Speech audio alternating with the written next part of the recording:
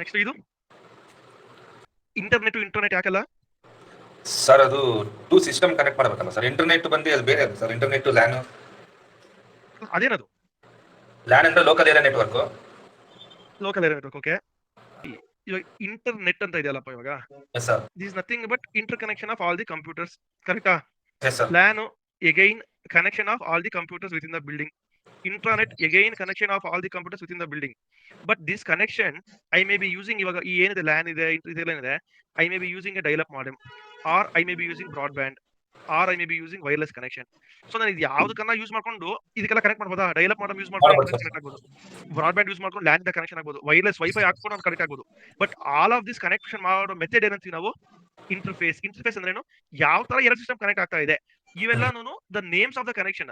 But ಈ connection ಯಾವ್ದು ಆಗ್ತದೆ that is called as interface. ಈ ಇಂಟರ್ಫೇಸ್ ಯಾವ ತರ ಕೊಡ್ತಾ ಇದೀವಿ? It may be in the form of wireless, it may be in the form of broadband, it may be in the form of dial up connection. The technique to link the computer is called interface. Which interface you are using, that is left to you. It may be wireless interface, broadband interface, or dial-up modem interface. Is it clear, sir? Yes sir.